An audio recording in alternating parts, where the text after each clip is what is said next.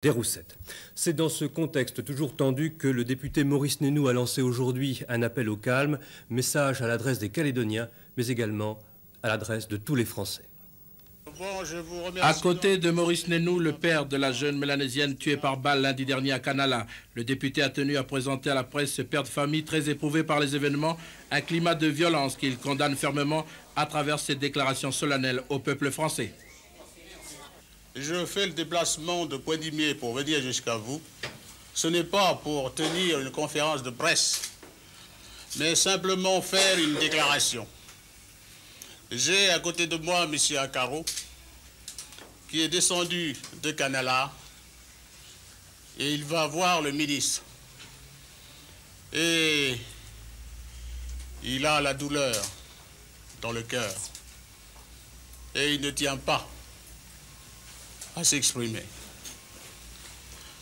C'est à mes compatriotes de métropole que je lance cet appel solennel.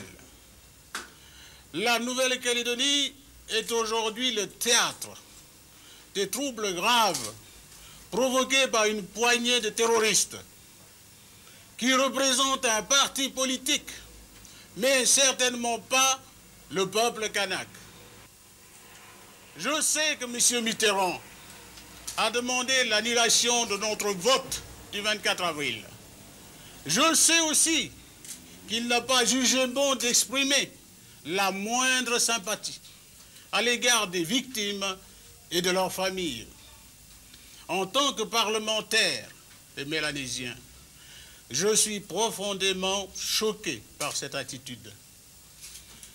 Les milliers de Mélanésiens attachés à la France sont humiliés par cette prise de position à Ouvéa, à Lifou, à Marais, à Canala. Ils sont allés voter en dépit des menaces de mort, parfois même au risque de leur vie.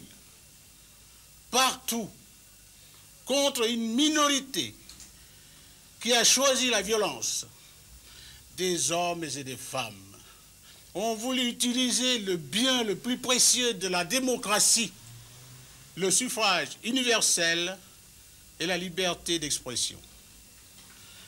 Pour que cette liberté soit respectée, des gendarmes se sont fait massacrer. Des civils tués, des frères et des sœurs ont été agressés avec émotion, mais avec gravité. J'appelle nos compatriotes de métropole à nous apporter de nouveau leur concours et leur secours contre le mépris que nous témoigne le président de la République, le candidat Mitterrand.